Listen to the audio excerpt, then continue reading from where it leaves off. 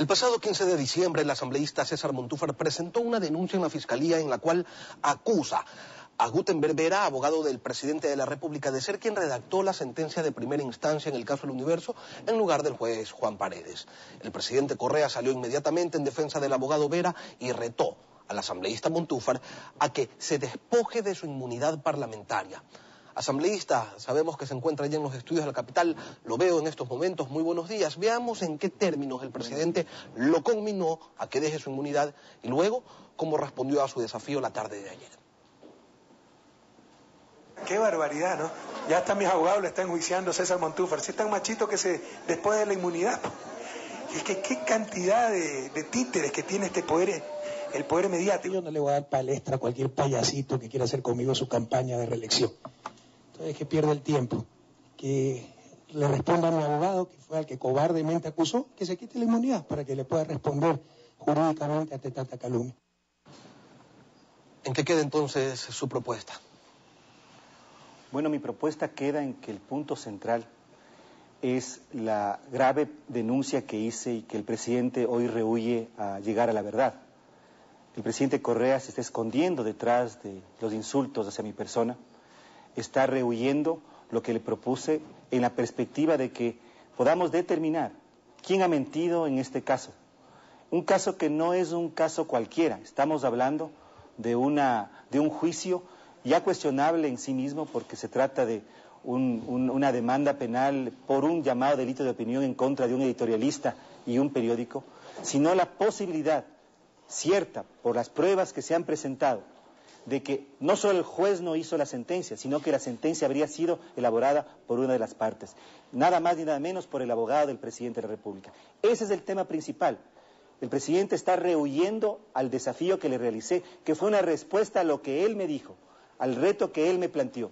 Yo no únicamente le planteé y propuse que me retirara la inmunidad, porque la inmunidad no es un atributo personal, es algo inherente al cargo. Yo fui más allá, le dije que renunciaría a mi calidad de asambleísta, por lo tanto perdería la inmunidad y me haría judicialmente responsable por mis dichos y por mi denuncia, si es que se comprobaba a través de un análisis forense que mi denuncia no tenía validez. Pero igualmente, en un tema tan grave, era fundamental, y es fundamental, y eso fue el planteamiento, de que si se comprobaba a través de este análisis forense realizado a base de metodologías internacionalmente aceptadas, de que es verdad lo que dije, el presidente quedaría descalificado moralmente para seguir gobernando. Ese es el punto central, y por eso me parece patético que el presidente de la República rehuya a lo que le planteé, se escude en insultos, se escude en descalificaciones. Se equivocó conmigo.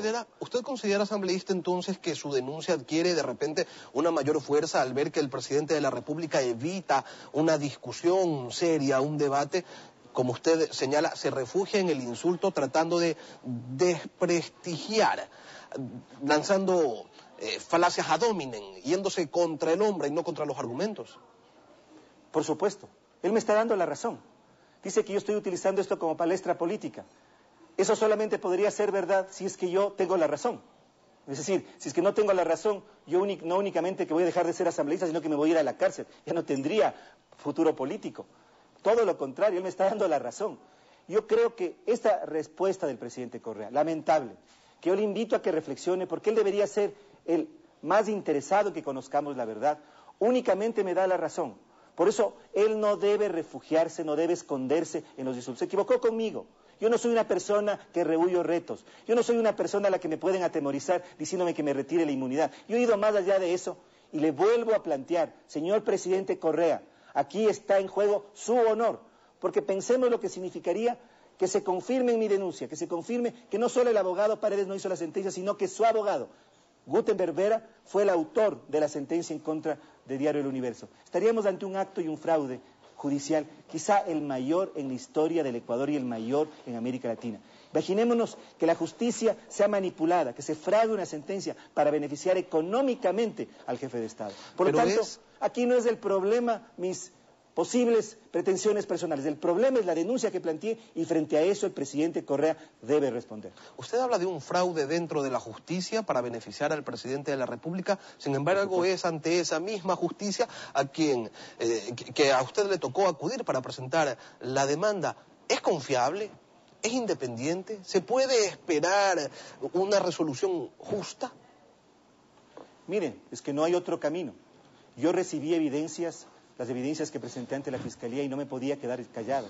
Yo tengo una obligación moral, una obligación ética y política, tenía esta obligación y lo volvería a hacer, de presentar este caso. Por lo tanto, he recurrido a la justicia, pero también le planteé al presidente, y ese era el meollo del desafío, que vayamos hacia un análisis internacional, realizado con metodologías universalmente aceptadas, que los cuerpos directivos de la Escuela Politécnica de Quito y de Guayaquil elijan a un perito internacional para que realice este análisis forense con base en metodología universalmente aceptada. Eso es lo que le planteé. Incluso le dije que en la carta que le envié el día lunes, que lo costeemos a medias, que este análisis sea costeado a medias, 50% por él, 50% por mí, para no causarle al Estado ecuatoriano más gastos. Esa es la única manera que tendríamos de saber exactamente qué fue lo que ocurrió. Yo estoy absolutamente seguro de que mi denuncia tiene fundamento.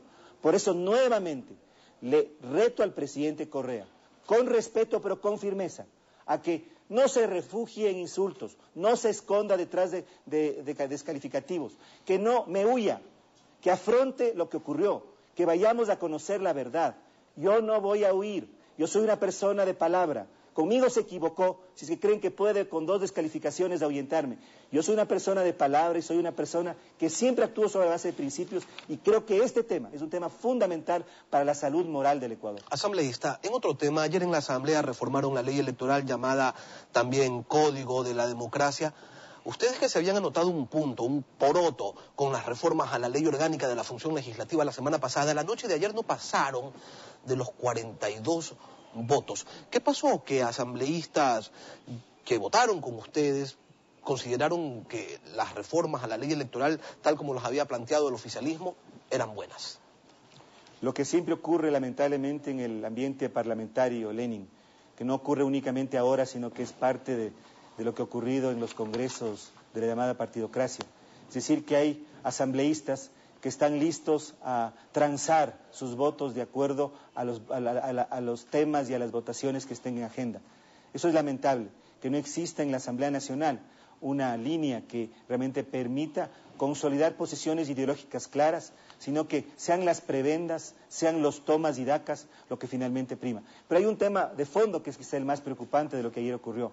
Mire, Lenin, históricamente, y el Ecuador debe recordar aquello, nunca el pueblo ecuatoriano ha concurrido a las urnas a elegir una función legislativa sin haber cambiado previamente las reglas electorales. Es decir, jamás hemos repetido el método de asignación de escaños. Siempre el grupo en el poder ha buscado manipular, ha buscado adecuar las reglas de asignación de escaños para beneficiarse. Eso es lo que ocurrió ayer nuevamente. Precisamente, y eso es absolutamente lamentable. Precisamente ese tema, se cambió el método de asignación de escaños, ahora será el método de Webster. También se determinó que la elección de asambleístas sea en primera vuelta, que la licencia para los funcionarios que quieren ser candidatos sea una opción y no una obligación. Son algunas de las reformas introducidas. Y se dijo ayer en la Asamblea que eran reformas con dedicatoria, reformas para beneficiar a Alianza País, al presidente. ¿Cómo se beneficiarían, asambleísta Montúfar? Miren, yo creo que en el tema de las reformas del Código de la Democracia, como también en las reformas, en el tema de la Ley de Comunicación, el análisis y la interpretación no debería ir a desentrañar lo que dicen los artículos en sí mismos. Mire, yo estoy de acuerdo con la reforma pienso que el método que ayer se votó es un método más conveniente que el que se había propuesto inicialmente. Creo igualmente que las elecciones de la función legislativa deben ser en primera vuelta. Pero lo que ayer votamos no va a ser lo que se apruebe finalmente. Lo que se busca en este caso, como en el caso de la Ley de Comunicación, es que el tema sea introducido, que esté en la ley que la Asamblea apruebe. Porque el artículo 138 de la Constitución le da al presidente de la República la posibilidad de vetar parcialmente una ley. Y ahí puede reescribir completamente el artículo. Lo que no puede es cambiar de tema, agregar nuevos temas. Entonces lo que hace el Legislativo es colaborar con el Ejecutivo, el Legislativo colabora con el Ejecutivo para poner el tema en la ley y el presidente lo reescribe. Yo le aseguro que cuando venga la ley vetada del presidente, ya no va a ser ese método de asignación de escaños, que van a poner el método real. Eso va a pasar con la Ley de Comunicación si es que se llega a aprobar. Una va a ser la reforma que se apruebe en la Asamblea y otra, la verdadera ley, el verdadero proyecto, lo que se aprobaría, lo que entraría en vigencia, lo que el presidente nos mande con el veto. Es un juego parlamentario lamentable por la disposición constitucional de que el presidente tiene tal poder de veto que no existe en ningún país del mundo. En la mayoría de países de América Latina, el presidente objeta una ley parcialmente, pero es la Asamblea, el Congreso el que tiene que reescribir la ley. Aquí no, el presidente puede reescribir completamente. Lo único que no puede es agregar temas nuevos. Por eso es que la Asamblea manejada por el correísmo, la Asamblea manejada por el oficialismo, le pone los temas al presidente y el presidente después pondrá y escribirá lo que verdaderamente se aprobará, porque no habrá votos, los 63 votos que se necesitan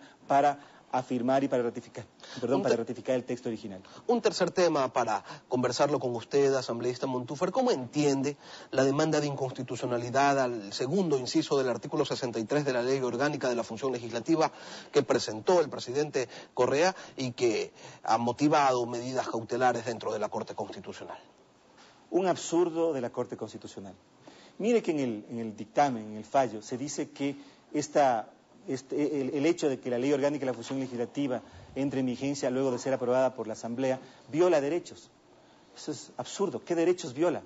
Más bien afirma la independencia de la función legislativa, más bien afirma el derecho que tienen los ciudadanos de tener un legislativo autónomo, no subordinado a la función ejecutiva.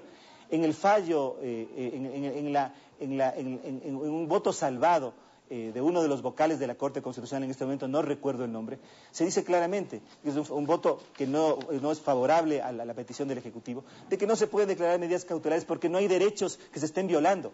Es un absurdo lo que la Corte Constitucional dictaminó el día de ayer, es decir, dictar medidas cautelares porque se violen derechos. Además, la Ley Orgánica de la Función Legislativa en el 2009, la reforma en el 2010, entró en vigencia directamente. En ese momento no violaba ningún derecho. Ahora que la oposición pudo lograr los votos suficientes para aprobar reformas fundamentales que le permitan a la Asamblea verdaderamente legislar y fiscalizar con absoluta independencia, que le permitan tratar los temas fundamentales del país en el Pleno, ahora sí resulta que viola derechos. Es decir, es un absurdo, porque el que una ley que garantiza la autonomía de la función legislativa y que entra en vigencia directamente no viola derechos de nadie. Yo creo que esta Corte Constitucional, que se autoproclamó ilegítimamente, que ha estado envuelta en graves casos de corrupción, no tiene ni siquiera la legitimidad para aquello. Pero sin embargo, ya sabemos, se impondrá ante la voluntad del legislativo, con la ayuda, con la colaboración de los asambleístas del oficialismo, que no les importa ver cómo la función legislativa se hunde siendo una marioneta del Ejecutivo. Queremos agradecer la presencia del doctor César Montúfar, asambleísta con quien hemos tocado el día de hoy 3 importantes temas que atañen al quehacer político nacional.